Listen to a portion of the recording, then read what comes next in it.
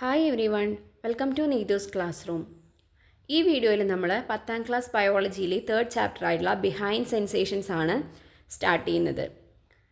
ചാപ്റ്ററിൻ്റെ പേര് പോലെ തന്നെ ഈ ചാപ്റ്ററിൽ നമ്മൾ സെൻസ് ഓർഗൻസിനെ കുറിച്ചിട്ടാണ് ഡിസ്കസ് ചെയ്യാൻ പോകുന്നത്.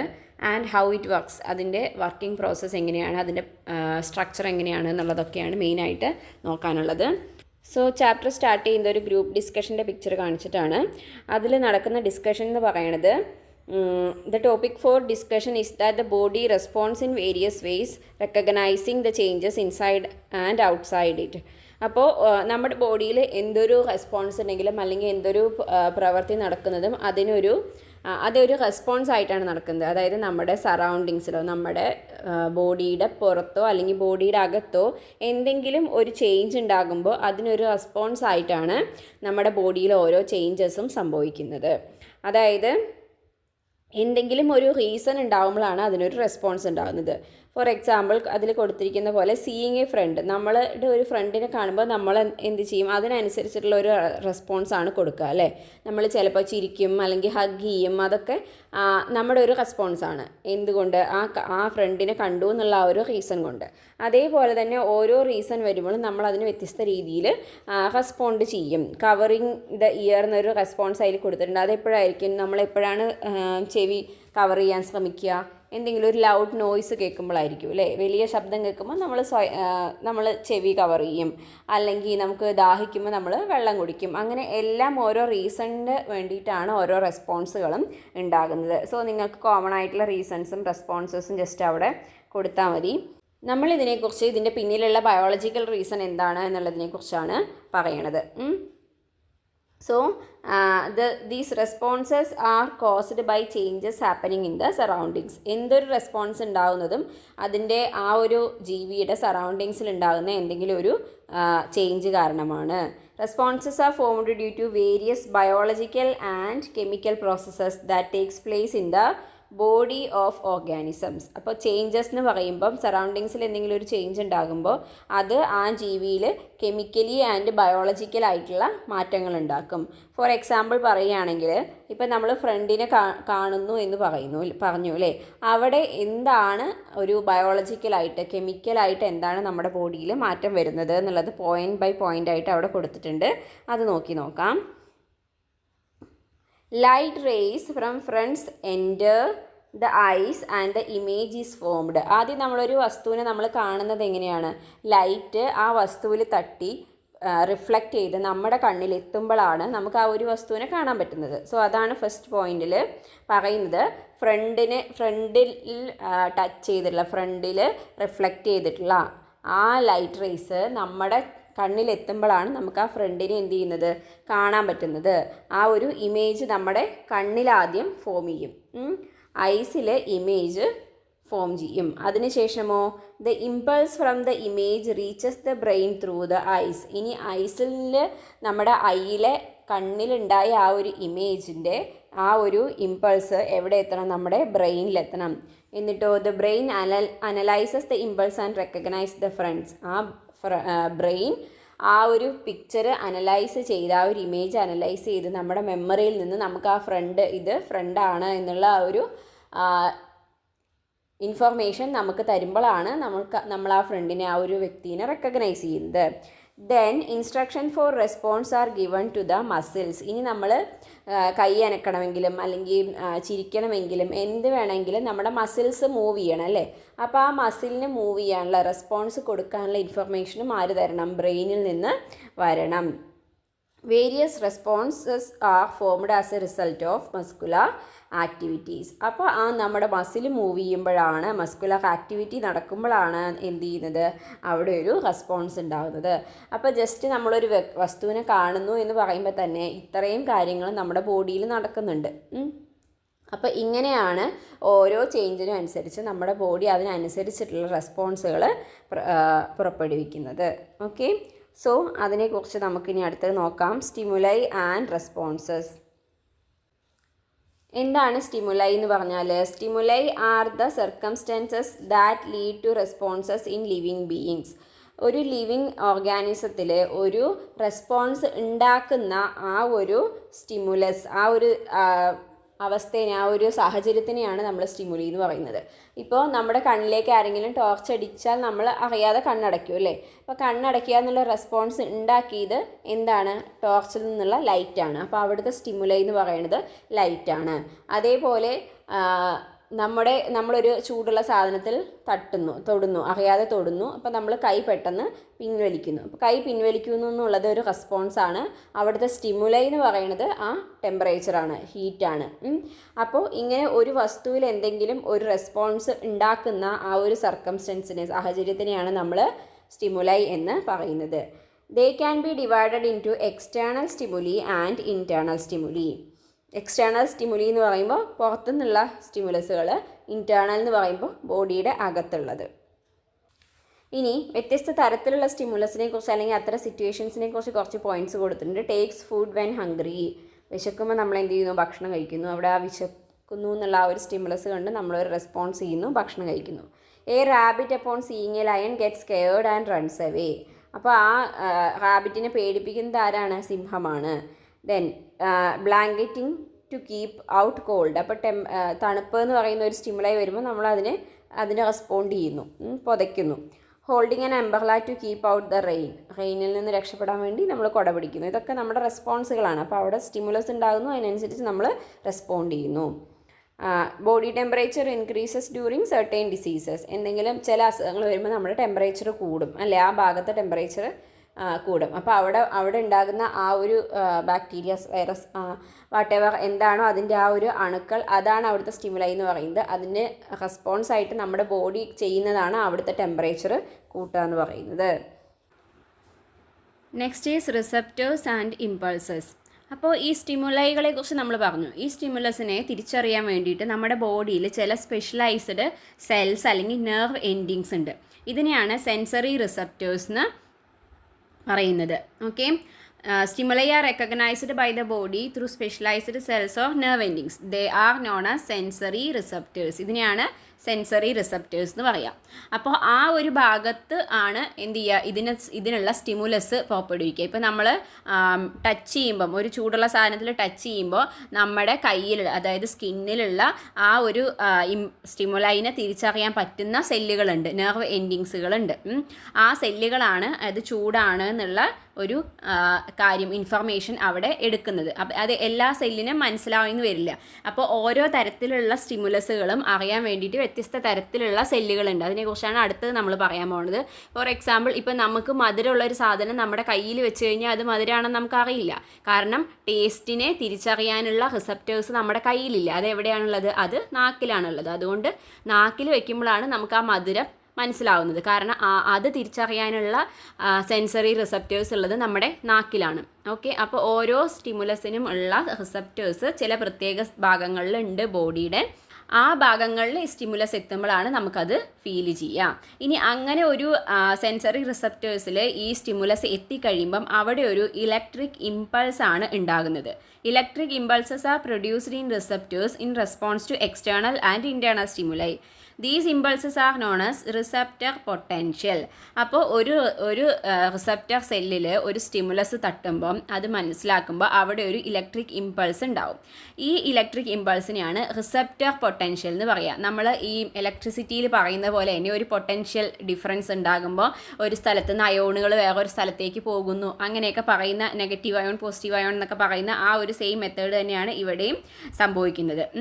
When such impulses are in higher concentration, action potential is formed in the neurons associated with receptors. ഇപ്പോൾ ന്യൂറോണിൻ്റെ സ്ട്രക്ചർ നിങ്ങൾ ഓൾറെഡി പഠിച്ചിട്ടുണ്ട് അല്ലേ. അപ്പോൾ ആ ന്യൂറോൺസിലൂടെയാണ് ഈ ഒരു ഇൻഫർമേഷൻ ഇങ്ങനെ പോകുന്നത്. ആ ഇൻഫർമേഷൻ എന്തായിട്ടാണ് പോകുന്നത്? ശരിക്കും ഒരു ഇലക്ട്രിക് ചാർജായിട്ട്, ഒരു ആക്ഷൻ പൊട്ടൻഷ്യൽ ആയിട്ടാണ് അത് നമ്മുടെ ബ്രെയിനിലേക്ക് ആ ഇൻഫർമേഷൻ എത്തുന്നത്. Action potential travels through neurons as nerve impulses. അത് നെർവ് ഇമ്പൾസുകളായി ന്യൂറോൺസിലൂടെ എവിടെ എത്തും? നമ്മുടെ ബ്രെയിനിലേക്ക് എത്തുന്നു. അത് എങ്ങനെയാണ് ട്രാവൽ ചെയ്യുന്നതെന്നുള്ളത് ഇതിൽ കാണിക്കുന്നുണ്ട്. നോക്കൂ, സ്കിന്നിലെ റിസപ്റ്റർ സെൽസ് ആണ് ഈ കൊടുത്തിരിക്കുന്നത്. ഈ റിസപ്റ്റർ സെൽസിൽ സ്റ്റിമുലസ് തട്ടുമ്പം എന്തുണ്ടാകുന്നു? ഇവിടെ ഒരു ആക്ഷൻ പൊട്ടൻഷ്യൽ ഉണ്ടാകുന്നു. ആ ആക്ഷൻ പൊട്ടൻഷ്യലുകളാണ് ഇങ്ങനെ ട്രാവൽ ചെയ്ത് പോകുന്നത്. നോക്കൂ, ആ അയോണിൻ്റെ ചേഞ്ച് കണ്ടോ? ഇങ്ങനെ ട്രാവൽ ചെയ്തിട്ട് അത് എവിടെ എത്തുന്നു? ബ്രെയിനിലേക്ക് എത്തുന്നു. Nerve impulses reach the related parts of brain and form appropriate response instructions. അപ്പോൾ ഈ ഒരു ഇമ്പൾസ് തലച്ചോറിലെത്തുമ്പോൾ, ബ്രെയിനിലെത്തുമ്പം അവിടെ അതിനനുസരിച്ചിട്ടുള്ള റെസ്പോൺസിനുള്ള ഇൻസ്ട്രക്ഷൻസ് വരുന്നു.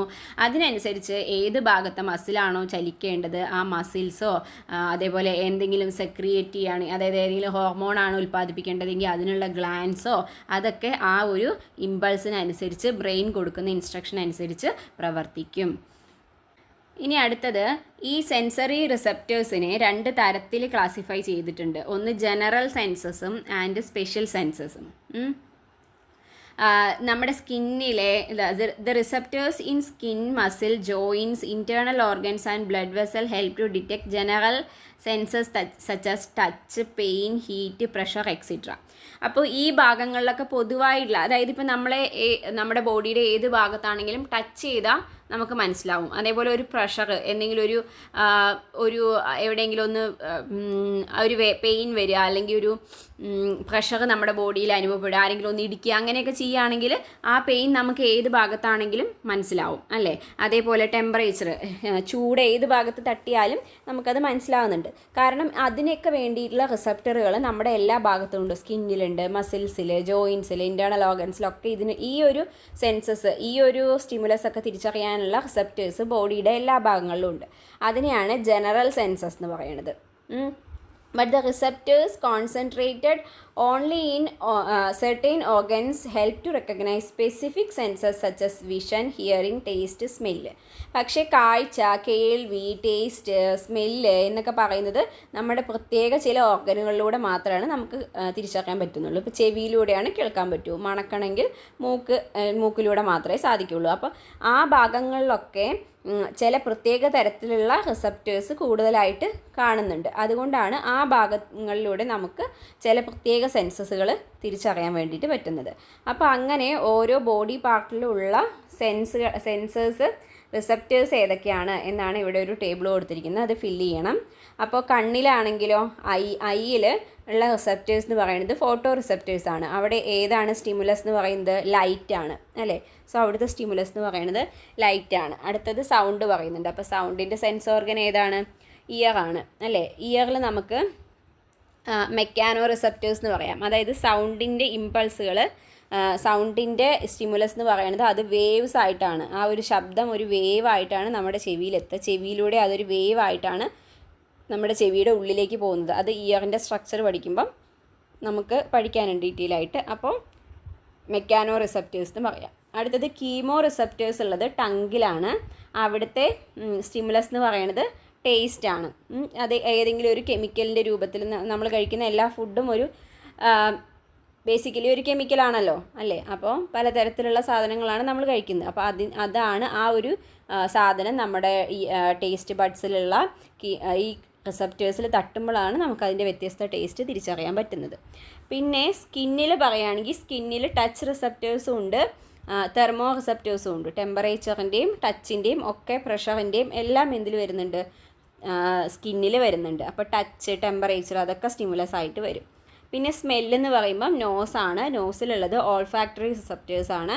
ആ റിസപ്റ്റേഴ്സാണ് നമ്മളെ സ്മെല്ല് ഐഡൻറ്റിഫൈ ചെയ്യാൻ വേണ്ടിയിട്ട് ഹെൽപ്പ് ചെയ്യുന്നത്. ഓക്കെ, സോ അതങ്ങനെ കംപ്ലീറ്റ് ചെയ്യാം. ദെൻ ഇവിടെ ഒരു ക്വസ്റ്റ്യൻ കൊടുത്തിരിക്കുന്നു, നോക്കൂ. The tongue can detect taste but ears can't. What could be the reason? ടങ്ങിന് ടേസ്റ്റ് മനസ്സിലാവും, പക്ഷേ ചെവിക്ക് അത് മനസ്സിലാക്കാൻ പറ്റില്ല. ബിക്കോസ് എന്താണ്? ടങ്ങിലുള്ള റിസപ്റ്റേഴ്സ് എന്ന് പറയുന്നത് കീമോ റിസപ്റ്റേഴ്സ് ആണ്. And chemo receptors are absent in ear. So we can recognise the taste stimuli in the ear. Okay, so ഇനി നമുക്ക് ഓരോ സെൻസ് ഓർഗനും എങ്ങനെയാണ് അതിനെ സെൻസ് ചെയ്യുന്നത്, ഓരോ സ്റ്റിമുലസിനെ സെൻസ് ചെയ്യണമെന്ന് നോക്കാം. ആദ്യം നമ്മൾ ഐയുടെ സ്ട്രക്ചറാണ് നോക്കാൻ പോകുന്നത്. The eye is an important sense organ that provides perception about the external world. അപ്പോൾ നമ്മളെ പുറം ലോകവുമായിട്ട് നമ്മൾ അതിനെക്കുറിച്ച് അറിയാൻ സഹായിക്കുന്നതെന്ന് പറയുന്നത് ഐസ് ആണ്.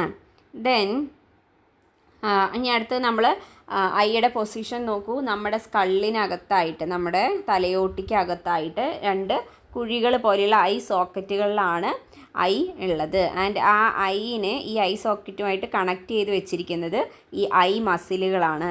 ഓക്കെ, ഐ മസിലുകൾ അവിടെ കണക്ട് ചെയ്ത് ഇങ്ങനെ വെച്ചിട്ടുണ്ട്. പിന്നെ പ്രൊട്ടക്ഷന് വേണ്ടിയിട്ട് എന്തെല്ലാം ഉണ്ട്? ഐ ലാഷസ് ഉണ്ട് അല്ലേ, അതേപോലെ തന്നെ ഐ ലിഡ് ഉണ്ട്. ഐനെ കവർ ചെയ്യുന്ന ഭാഗം, നമ്മൾ അടയ്ക്കുകയും തുറക്കുകയും ചെയ്യുന്ന ഭാഗമുണ്ട് അല്ലേ, അതാണ് I lid. Then even eyebrows പോലും എന്തിനു വേണ്ടിയിട്ടുള്ളത്? ഐയുടെ പ്രൊട്ടക്ഷന് വേണ്ടിയിട്ടുള്ളതാണ്. പിന്നെ അത് കൂടാതെ ഇവിടെ ഒരു ലാക്രിമൽ ഗ്ലാൻഡിൻ്റെ കാര്യം പറയുന്നുണ്ട്, പിക്ചർ കൊടുത്തിട്ടുണ്ട്. സോ അത് ഓരോന്നിൻ്റെയും ഫങ്ഷൻ എന്താണെന്നുള്ളത് നമുക്ക് താഴെ നോക്കാം. So first one is conjunctiva. Conjunctiva is the membrane that covers the anterior part of the eye including the eyelids except the cornea. അപ്പോൾ കണ്ണിൽ ഉള്ളിൽ കോർണിയയുടെ ആ ഒരു ഭാഗത്തിനെ ഒഴിച്ച് ബാക്കി എല്ലാ ഭാഗവും കവർ ചെയ്യുന്നുണ്ട്. ഇൻക്ലൂഡിങ് ദ ഐലിഡ്സ്, ഐലിഡ്സിൻ്റെ ഉള്ളിലും അതേപോലെ തന്നെ കോർണിയ അല്ലാതെ ബാക്കിയുള്ള ആ വെളുത്ത ഭാഗം, നമ്മുടെ കണ്ണിൻ്റെ വെള്ള ഭാഗം മൊത്തവും കവർ ചെയ്തിട്ടുള്ള ഒരു ചെറിയ മെംബ്രെയിൻ, ഒരു തിൻ മെംബ്രെയിനാണ് കൺജങ്ക്റ്റൈവ എന്ന് പറയുന്നത്. Its function are to protect the eye, keep it moist and lubricated and prevent dust, germs and other particles from entering the eyes. അപ്പോൾ അതിൻ്റെ ഫംഗ്ഷൻ എന്ന് പറയുന്നത് കണ്ണിനെ പ്രൊട്ടക്റ്റ് ചെയ്യുക, പിന്നെ അതിനെ മോയിസ്റ്റ് ആയിട്ട്, അതായത് നനവുള്ളതായിട്ട് ലൂബ്രിക്കേറ്റഡ് ആയിട്ടൊക്കെ വെക്കുക, പിന്നെ ഡസ്റ്റോ ജേംസോ എന്തെങ്കിലും ഉള്ളിലേക്ക് കയറാതെ പ്രിവെൻറ്റ് ചെയ്യുക, അതേപോലെ മറ്റുള്ള ഫോറിൻ പാർട്ടിക്കിൾസ് ഒന്നും കണ്ണിലേക്ക് കയറാതെ പ്രിവെൻറ്റ് ചെയ്യുക. ഇതൊക്കെയാണ് കൺജങ്ക്റ്റൈവയുടെ ഫംഗ്ഷൻ എന്ന് പറയുന്നത്. അടുത്തത് ലാക്രിമൽ ഗ്ലാൻസ്. ലാക്രിമൽ ഗ്ലാൻസ് എന്ന് പറഞ്ഞാൽ എന്താണ്? കണ്ണുനീര്, ടിയേഴ്സ് പ്രൊഡ്യൂസ് ചെയ്യുന്ന ഗ്ലാൻസിനെ പറയുന്ന പേരാണ് ലാക്രിമൽ ഗ്ലാൻസ് എന്ന് പറയുന്നത്.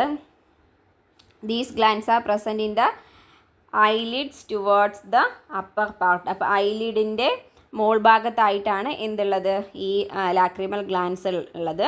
ദെൻ ടിയേഴ്സും എന്തിനു വേണ്ടിയിട്ടുള്ളത് തന്നെയാണ്? നമ്മുടെ കണ്ണിൻ്റെ surface, keeping the surface of the I moist, providing nutrients and eliminate waste material. അപ്പോൾ കണ്ണുനീര് എങ്ങനെയാണെന്ന് വെച്ചാൽ ഈ ഗ്ലാൻഡിൽ നിന്ന് കണ്ണുനീര് വരുന്നു, അത് ഇങ്ങനെ നമ്മുടെ കണ്ണിലൂടെ ഒന്ന് ഇതാക്കിയിട്ട് പിന്നെ അത് പോകും, എന്നിട്ട് വേറെ പുതിയ കണ്ണുനീര് ഉണ്ടാകും, അങ്ങനെയാണ്. അപ്പോൾ അപ്പോൾ നമ്മുടെ കണ്ണിനെ ഒന്ന് ക്ലീൻ ആക്കുക, അതേപോലെ തന്നെ കണ്ണിന് വേണ്ട ന്യൂട്രീഷൻ എല്ലായിടത്തേക്കും എത്തിക്കുക, അതേപോലെ കണ്ണിനെ ഈ പറഞ്ഞതുപോലെ മോയിസ്റ്റ് ആക്കി വയ്ക്കുക, നനവുള്ള ഇതാക്കി വയ്ക്കുക, അങ്ങനെയൊക്കെ ചെയ്യുന്നതിന് വേണ്ടിയിട്ടാണ് കണ്ണുനീരും ഉള്ളത് അല്ലേ. നമ്മുടെ കണ്ണിലൊരു പൊടി വീണ് കഴിഞ്ഞാൽ തന്നെ കണ്ണുനീര് വരും, അതായത് കണ്ണിൽ നിന്ന് ആ പൊടീനെ വാഷ് ഔട്ട് ചെയ്ത് കളയുക എന്നുള്ളതാണ് കണ്ണുനീരിൻ്റെ ഫംഗ്ഷൻ എന്ന് പറയുന്നത്. അപ്പോൾ അങ്ങനെയാണ് കണ്ണുനീര് നമ്മുടെ കണ്ണിനെ പ്രൊട്ടക്റ്റ് ചെയ്യുന്നത്. സോ കൺജങ്ക്റ്റീവയും ലാക്രിമൽ ഗ്ലാൻസും ഒക്കെ കണ്ണിൻ്റെ പ്രൊട്ടക്ഷന് വേണ്ടിയിട്ടുള്ളതാണ്. ദെൻ കൂടുതൽ അതിൻ്റെ സ്ട്രക്ചറിനെ കുറിച്ച് പഠിക്കാൻ വേണ്ടിയിട്ട് കുറച്ച് ഇൻഡിക്കേറ്റേഴ്സ് തന്നിട്ടുണ്ട്, അത് ഓരോന്നും വെച്ചിട്ടുള്ള നോട്ട്സ് നമുക്ക് നോക്കാം. അപ്പോൾ കുറച്ചും കൂടി ഡീറ്റെയിൽ ആയിട്ട് പ്രൊട്ടക്ഷനെ കുറിച്ചും ഒക്കെ നമുക്ക് ഡിസ്കസ് ചെയ്യാം. So first point is position of the eye. ഐയുടെ പൊസിഷൻ എവിടെയാണ് വരുന്നത്?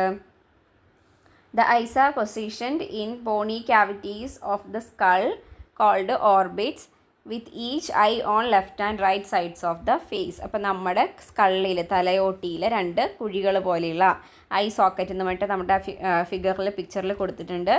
അപ്പോൾ അങ്ങനെ 2 ക്യാവിറ്റീസിലാണ് എന്ത് പൊസിഷനായിട്ടുള്ളത് ഇരിക്കുന്നത്? ഐസ് ഇരിക്കുന്നത്. ആൻഡ് ആ ക്യാവിറ്റീനെ പറയുന്ന പേരാണ് ഓർബിറ്റ്സ് എന്ന്. Okay, then function of I muscles. അപ്പോൾ ആ ഫിഗറിൽ അതേപോലെ കാണിക്കുന്നുണ്ട് ഐ മസിൽ. അതിൻ്റെ ഫങ്ഷൻ എന്ന് പറയുന്നത് എന്താ? Eye muscle control vision by moving the eyeball and adjusting pupil size. അപ്പോൾ നമ്മുടെ നമുക്ക് ഓരോ ഡയറക്ഷനിലേക്ക് നോക്കാൻ പറ്റില്ലേ? സൈഡിലേക്ക് നോക്കാം, 2 സൈഡിലേക്ക്, മുകളിലേക്ക്, താഴത്തേക്കൊക്കെ നോക്കണമെങ്കിൽ ഈ കണ്ണ് എന്ത് ചെയ്യണം? ഒന്നിങ്ങനെ അങ്ങോട്ടും ഇങ്ങോട്ടും ചെരിയണം. അപ്പോൾ അതൊക്കെ കൺട്രോൾ ചെയ്യണത് ഈ ഐ മസിൽസ് ആണ്. അതേപോലെ നമ്മുടെ പ്യൂപ്പിൾ സൈസ് എങ്ങനെ അഡ്ജസ്റ്റ് ചെയ്യണേ എന്നുള്ളത് നമ്മൾ ഇത് കഴിഞ്ഞിട്ട് പഠിക്കുന്നുണ്ട് കേട്ടോ. അപ്പോൾ അതിലൊക്കെ ഈ I മസിൽസിന് റോളുണ്ട്.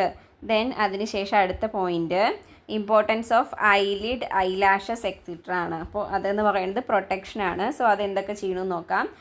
Eyelids, eyelashes and even eyebrows play a vital protective role for the delicate eye, acting as physical barriers against dust, sweat and foreign particles, while also distributing tears for lubrication and protection. Eyelids control light, help clean the eye surface through blinking and maintain the tear film. Then eyelashes, meanwhile, catch debris and eyebrows redirect sweat and particulate matter away ആണ് കേട്ടോ, away from the eyes. അപ്പോൾ ഐലിഡ്സും ഐലാഷസും ഈ ഐബ്രോസും എല്ലാം പ്രൊട്ടക്ഷന് വേണ്ടിയിട്ടുള്ളതാണ്.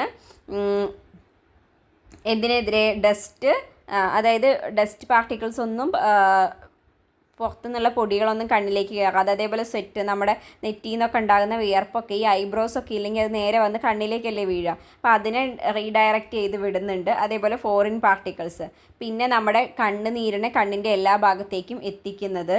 അതേപോലെ നമ്മുടെ eyelids ആണെങ്കിൽ എന്ത് ചെയ്യും?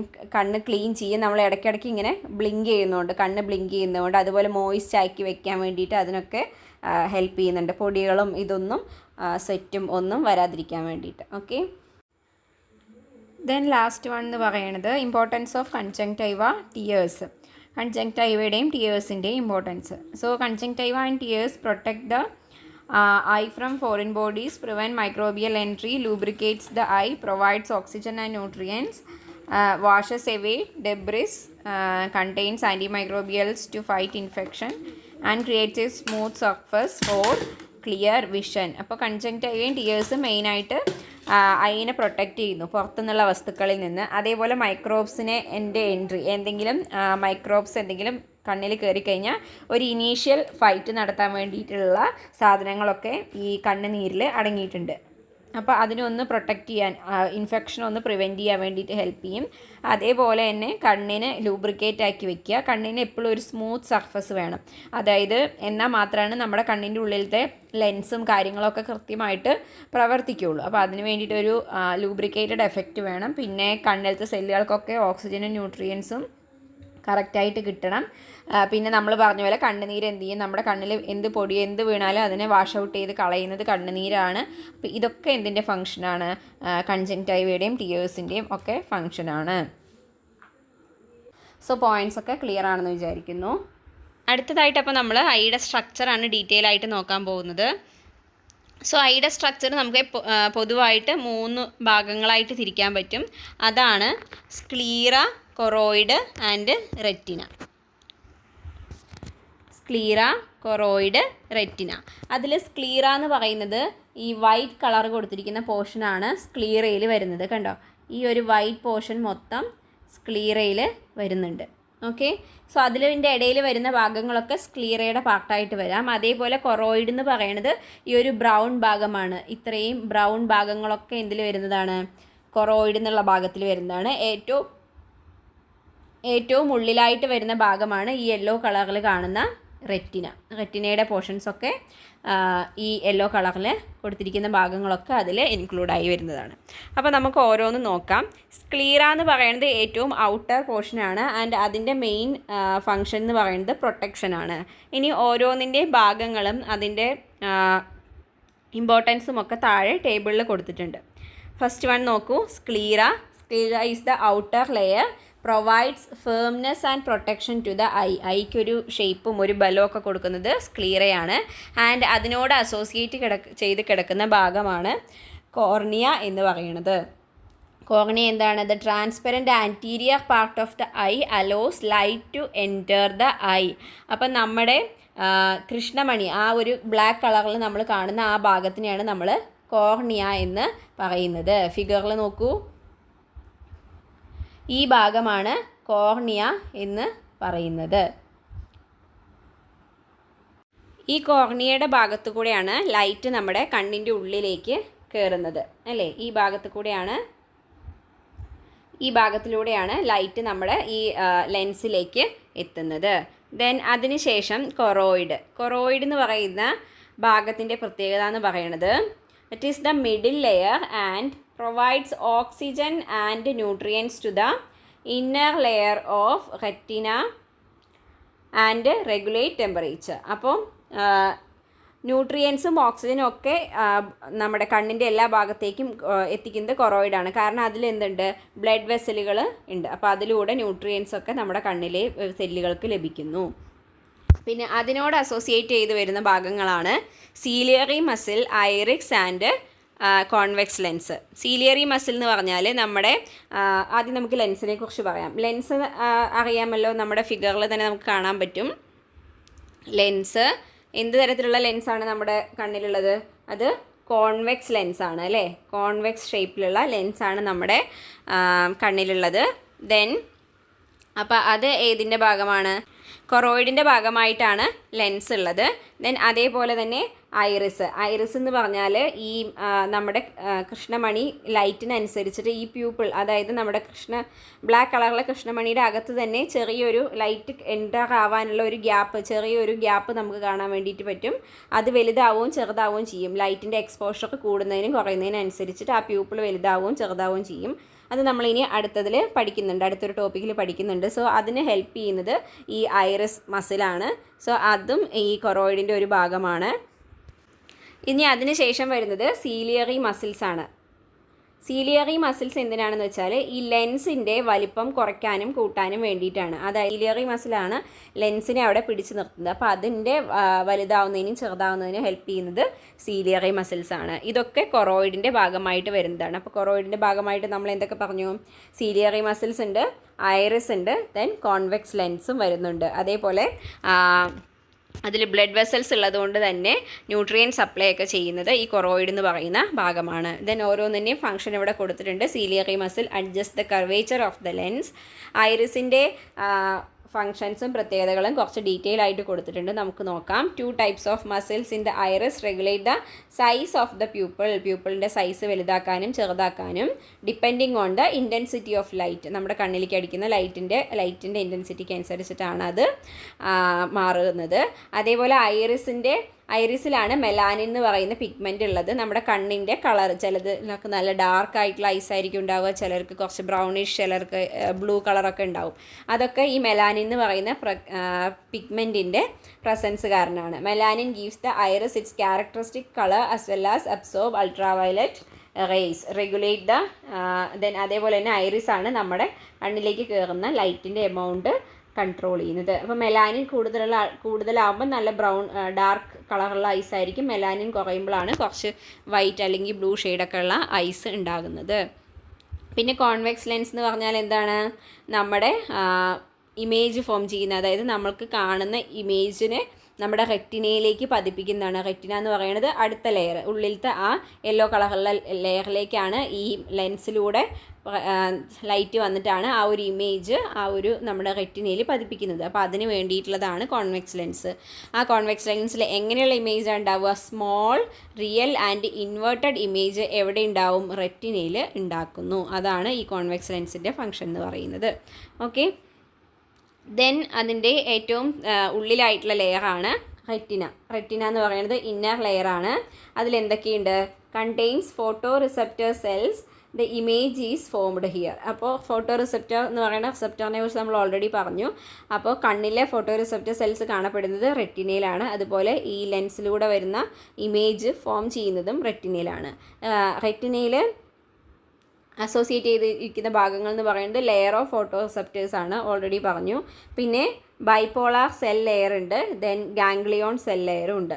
അപ്പോൾ റെറ്റിനയുടെ ഒരു പോർഷൻ ആയിട്ടാണ്, അതിനെ കട്ട് ചെയ്താൽ എങ്ങനെ ഉണ്ടാകും എന്നുള്ളതാണ്, സെക്ഷൻ ഓഫ് റെറ്റിനയാണ് ഈ ഭാഗത്ത് കൊടുത്തിരിക്കുന്നത്. അതിൽ നോക്കൂ, ഇതാണ് ഫോട്ടോ റിസെപ്റ്റർ സെൽ ലെയർ എന്ന് പറയുന്നത്. അപ്പോൾ ഈ ഫോട്ടോ റിസെപ്റ്റർ എന്ന് പറയുമ്പോൾ നമ്മുടെ ഐസിൽ 2 ടൈപ്സിലുള്ള സെല്ലുണ്ട്, ഫോട്ടോ റിസെപ്റ്റർ സെൽസ് ഉണ്ട്, റോഡ് സെൽസും കോൺ സെൽസും.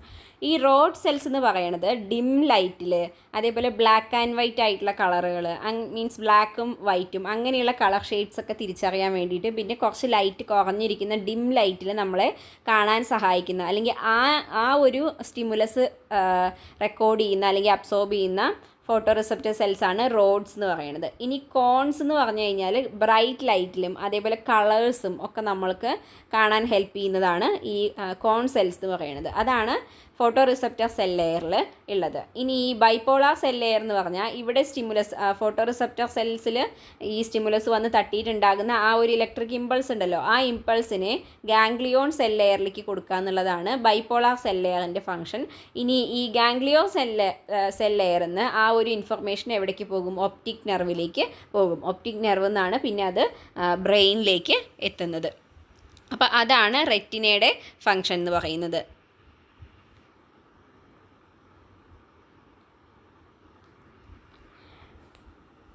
സോ നിങ്ങൾക്ക് കാണാൻ പറ്റും ഒപ്റ്റിക് നെർവ് ഇവിടെ ഉണ്ട്. അപ്പോൾ ആ ഒപ്റ്റിക് നെർവിലൂടെ ഈ റെറ്റിനയിൽ ഉണ്ടാകുന്ന ആ റോഡ് സെൽസും കോൺ സെൽസും ഒക്കെ ഐഡൻറ്റിഫൈ ചെയ്യുന്ന ആ ഒരു ഇൻഫർമേഷൻ ഈ ഒരു ഒപ്റ്റിക് നെർവ് വഴിയിട്ടാണ് ബ്രെയിനിലേക്ക് പോവുക. പിന്നെയും ചെറുതായിട്ടുള്ള 1-2 പോയിൻറ്റും കൂടി ഇതിൽ വരുന്നുണ്ട്. അത് നമുക്ക് അടുത്ത ടോപ്പിക്കുകളിൽ പറയാം. അവിടെ നമുക്കൊരു ബ്ലൈൻഡ് സ്പോട്ട് പറയുന്നുണ്ട്. ഈ ബ്ലൈൻഡ് സ്പോട്ട് എന്ന് പറയുന്നത് അവിടെ റോഡ് സെൽസും കോൺ സെൽസും ആബ്സെൻ്റ് ആണ്. അതുകൊണ്ട് അവിടെ എന്ത് ചെയ്യില്ല, ആ ഭാഗത്ത് ഈ ഇമേജ് ഫോർമേഷൻ നടക്കില്ല. അപ്പോൾ അവിടെ എന്ത് ചെയ്യില്ല, അവിടെ നമുക്ക് കാഴ്ചയുടെ സെൻസ് ഇല്ലാത്തൊരു ഭാഗമാണ് ആ ബ്ലൈൻഡ് സ്പോട്ട് എന്ന് പറയുന്നത്. പിന്നെ ഇവിടെ ഒരു യെല്ലോ സ്പോട്ട് നിങ്ങൾക്ക് കാണാൻ പറ്റും. ഈ യെല്ലോ സ്പോട്ടിലാണ് ഏറ്റവും കൂടുതൽ കോൺ സെൽസും ഉള്ളത്. അപ്പോൾ അവിടെയാണ് ഏറ്റവും കൂടുതൽ കാഴ്ച ഉള്ളത്. അപ്പോൾ അതിനെയാണ് യെല്ലോ സ്പോട്ട് അല്ലെങ്കിൽ മാക്കുല എന്ന് പറയുന്നത്. ദെൻ അക്വസ് ചേമ്പറും വിട്രിയസ് ചേമ്പറും ഉണ്ട്. അതിനെക്കുറിച്ച് ഡീറ്റെയിൽ ആയിട്ട് താഴെ കൊടുത്തിട്ടുണ്ട്, നമുക്ക് നോക്കാം. അതിൻ്റെ ഇടയിലായിട്ടൊരു ചെറിയ പോർഷൻ കൊടുത്തിട്ടുണ്ട്. അതിൽ ബൈപോളാർ സെൽസിൻ്റെ ഒരു കാര്യം പറയുന്നത് നോക്കൂ. Bipolar cells layer consist of 2 types of cells, namely on bipolar cells and of bipolar cells. അത് ഇതേപോലെ ഡാർക്കായിട്ടുള്ള കണ്ടീഷനിലും അതുപോലെ ലൈറ്റുള്ള സമയത്തും വർക്ക് ചെയ്യുന്ന ബൈപോളാർ സെൽസ് എന്നുള്ളതിന് ഉദ്ദേശിച്ചിട്ടാണ് ഓൺ ബൈപോളാർ സെൽസും ഓഫ് ബൈപോളാർ സെൽസും പറയുന്നത്. ഓക്കെ, ദെൻ ലെയേഴ്സ് ഓഫ് ഐസും അതിൻ്റെ ഫങ്ഷൻസും ചോദിച്ചിട്ടുണ്ട്. അതിൽ ഫസ്റ്റ് ലെയർ എന്ന് പറയുന്നത് എന്താണ്? സ്ക്ലീറയാണ്. സ്ക്ലീറയുടെ ഫംഗ്ഷൻ എന്ന് പറയുന്നത് പ്രൊട്ടക്ഷനാണ്. അത് കഴിഞ്ഞ് വരുന്നത് കൊറോയിഡാണ്. കൊറോയിഡ് എന്ത് ചെയ്യുന്നു? Provide nutrition. Then images form ചെയ്യുന്നത് ഇതിലാണ്? റെറ്റിനയിലാണ്. സോ ഇത് നമുക്ക് അങ്ങനെ ഫില്ല് ചെയ്യാം. ദെൻ അതിനുശേഷം നേരത്തെ ഞാൻ പറഞ്ഞ അക്വസ് ഹ്യൂമറിൻ്റെയും വിട്രിയസ് ഹ്യൂമറിൻ്റെയും കാര്യം പറയുന്നുണ്ട്. അക്വസ് ഹ്യൂമർ എന്ന് പറയുന്നത് കോർണിയയുടെയും അതേപോലെ ഈ ലെൻസിൻ്റെയും ഇടയിലുള്ള ഭാഗത്താണ് അക്വസ് ഹ്യൂമർ ഉള്ളത്. അതേപോലെ വിട്രിയസ് ഹ്യൂമർ എന്ന് പറഞ്ഞാൽ ലെൻസിൻ്റെയും റെറ്റിനയുടെയും ഇടയിലുള്ള ഈ ഒരു വലിയ ഗ്യാപ്പിലാണ് വിട്രിയസ് ഹ്യൂമർ ഉള്ളത്. ദെൻ അതിൻ്റെ ഫംഗ്ഷൻ എന്താണെന്നുള്ളത് താഴെ കൊടുത്തിട്ടുണ്ട്. Ice has 2 chambers. ഐസിൽ മെയിനായിട്ട് 2 ചേമ്പറാണുള്ളത്. The aqueous chamber is seen between cornea and lens. കോർണിയയുടെയും ലെൻസിൻ്റെ ഇടയിലുള്ളതാണ് അക്വസ് ചേമ്പർ. അതിൽ നിറഞ്ഞിരിക്കുന്നത് എന്താണ്? The watery aqueous humour. അപ്പോൾ ആ അക്വസ് ചേമ്പറിൽ നിറഞ്ഞിരിക്കുന്ന ഒരു ഫ്ലൂയിഡിനെയാണ് നമ്മൾ അക്വസ് ഹ്യൂമർ എന്ന് പറയുന്നത്. അത് എവിടെ നിന്നാണ് ഉണ്ടാകുന്നത്? It oozes out from the blood like tissue in the blood like tissue fluid and is absorbed into the blood. അപ്പോൾ ടിഷ്യൂ ഫ്ലൂയിഡ് ഉണ്ടാകുന്നത് പോലെ ഈ അക്വസ് ഹ്യൂമറും ബ്ലഡിൽ നിന്നാണ് ഉണ്ടാകുന്നത്. ബ്ലഡ് വെസൽസിൽ നിന്ന് ഇങ്ങനെ ഒഴുകി ഊസ് ഔട്ട് ചെയ്തിട്ട് ഉണ്ടാകുന്നതാണ് ഈ അക്വസ് ഹ്യൂമർ എന്ന് പറയുന്നത്. അത് തിരിച്ച് ബ്ലഡിലേക്ക് തന്നെ റീഅബ്സോർബ് ചെയ്ത് ബ്ലഡിലേക്ക് തന്നെ വീണ്ടും പോവുകയും ചെയ്യും. അത് എന്തിനു വേണ്ടിയിട്ടാണ്? This is how the pressure in aqueous chamber is regulated. അപ്പോൾ ലെൻസിനും കോർണിയയ്ക്കും ന്യൂട്രീഷനും ഓക്സിജനും ഒക്കെ കിട്ടാൻ വേണ്ടിയിട്ടാണ് ഈ ഒരു അക്വസ് ഹ്യൂമർ ഉള്ളത്. ആൻഡ് ഈ അക്വസ് ഹ്യൂമർ ഇങ്ങനെ ബ്ലഡിൽ നിന്ന് ഉണ്ടാകും, ബ്ലഡിലേക്ക് തന്നെ തിരിച്ചു പോകുന്നുള്ളത് കൊണ്ടാണ് അതിൻ്റെ ഒരു പ്രഷർ അവിടെ മെയിൻറ്റെയിൻ ചെയ്യുന്നത്. അതായത് ഉണ്ടാകുന്നു, അത് വീണ്ടും റീഅബ്സോർബ് ചെയ്യുന്നു. അങ്ങനെ ഒരു കണ്ടിന്യൂസ് ആയിട്ട് ഒരു പ്രോസസ്സ് നടക്കുകയാണ്. അപ്പോൾ ഉണ്ടാകുമ്പോൾ അത് ബ്ലഡിൽ നിന്ന് ഊസ് ഔട്ട് ചെയ്യുമ്പോൾ അതിൽ ഓക്സിജനും ന്യൂട്രിയൻസും ഉണ്ടാകും. അത് റെറ്റിനയ്ക്കും ലെൻസിനും ഒക്കെ കിട്ടുന്നു. തിരിച്ചത് പോകുമ്പോൾ ഇതുപോലെ എന്തെങ്കിലും വേസ്റ്റോ അങ്ങനെയൊക്കെ ഉണ്ടെങ്കിൽ അത് തിരിച്ച് ബ്ലഡിലേക്ക് തന്നെ അബ്സോർബ് ചെയ്ത് പോവുകയും ചെയ്യുന്നു. അപ്പോൾ അത്രയൊക്കെയാണ് അക്വസ് ഹ്യൂമറിൻ്റെ കാര്യങ്ങൾ എന്ന് പറയുന്നത്. ഇത് ഇമ്പോർട്ടൻ്റ് ആയിട്ടുള്ള ഭാഗമാണ്. അപ്പോൾ അത് എക്സാമിന് ചോദിക്കാൻ സാധ്യതയുണ്ട്. സോ അതിൻ്റെ പോയിൻറ്റ്സ് ഒന്നും മിസ്സാക്കാതെ പഠിച്ചു വയ്ക്കണം. ഇനി അടുത്തത് വിട്രിയസ് ഹ്യൂമർ എന്ന് പറഞ്ഞാൽ വിട്രിയസ് ഹ്യൂമർ മെയിനായിട്ട് ഉള്ളത് ലെൻസിൻ്റെയും റെറ്റിനയുടെയും ഇടയിലുള്ള ചേമ്പറിലാണ് വിട്രിയസ് ഹ്യൂമർ ഉള്ളത്. നമ്മൾ ഓൾറെഡി പറഞ്ഞു. The vitreous chamber lies between the lens and the retina. അതിനകത്തുള്ളത് ഇതൊരു വാട്ടർ ലിക്വിഡ് ലൈക്ക് അല്ല, ഇതൊരു ട്രാൻസ്പെറൻറ്റ് ജെല്ലി ലൈക്കാണ്. അപ്പോൾ അക്വസ് ഹ്യൂമർ കുറച്ചും കൂടി ലിക്വിഡ് ആയിട്ടുള്ള വാട്ടറി ആയിട്ടുള്ളതാണെങ്കിൽ ഈ വിട്രിയസ് ഹ്യൂമർ എന്ന് പറയുന്നത് കുറച്ചൊരു ജെല്ലി ഇതിലുള്ളതാണ്. അതെന്തിനു വേണ്ടിയിട്ടാണെന്ന് വെച്ചാൽ ആ ഐബോളിന് ആ ഒരു ഷേപ്പ്, അതായത് അതിങ്ങനെ ഇത് സാധനം ഇല്ലയെന്നുണ്ടെങ്കിൽ ഐബോള് കറക്റ്റ് ആ ഒരു റൗണ്ടിൽ അങ്ങനെ നിൽക്കണം എന്നില്ലല്ലോ. അപ്പോൾ ആ റൗണ്ടിൽ അതിനൊരു ഷേപ്പ് കൊടുക്കാൻ വേണ്ടിയിട്ടാണ് അതിൻ്റെ ഉള്ളിൽ ഈ വിട്രിയസ് ഹ്യൂമർ നിറഞ്ഞു നിൽക്കുന്നത്. ഓക്കെ, സോ അതാണ് ഈ അക്വസ് ഹ്യൂമറിനെ കുറിച്ചും വിട്രിയസ് ഹ്യൂമറിനെ കുറിച്ചും പറയാനുള്ളത്. ഇനി അതുകൂടാതെ മുകളിൽ 2 പോയിൻറ്റ്സും കൂടി ഉണ്ട്. ബ്ലൈൻഡ് സ്പോട്ടും യെല്ലോ സ്പോട്ടും. ഞാൻ ഓൾറെഡി സ്ട്രക്ചർ പറഞ്ഞതിൽ മെൻഷൻ ചെയ്ത കാര്യമാണ്. അപ്പോൾ ബ്ലൈൻഡ് സ്പോട്ട് എവിടെയായിട്ടാണ് വരുന്നുണ്ടായിരുന്നത്? ഈ ഭാഗത്തായിട്ടാണ് ബ്ലൈൻഡ് സ്പോട്ട് ഉണ്ടായിരുന്നത്. യെല്ലോ സ്പോട്ട് ഈ ഭാഗത്തായിട്ടാണ് ഉണ്ടായിരുന്നത്. ഇനി ബ്ലൈൻഡ് സ്പോട്ട് എന്ന് പറയുന്നത് എന്താണ്? There are no photo receptor cells in the retina where the optic nerve originate. Optic nerve originate ചെയ്യുന്ന ഈ ഒരു ഭാഗത്ത് എന്തില്ല, ഫോട്ടോ റിസപ്റ്റേഴ്സ് ഇല്ല, റോഡ് സെൽസും കോൺ സെൽസും ഇല്ല. അതുകൊണ്ട് ആ പാർട്ടിൽ നോ വിഷൻ, ആ ഭാഗത്ത് വിഷൻ ഇല്ല. അതിനെയാണ് ബ്ലൈൻഡ് സ്പോട്ട് എന്ന് പറയുന്നത്.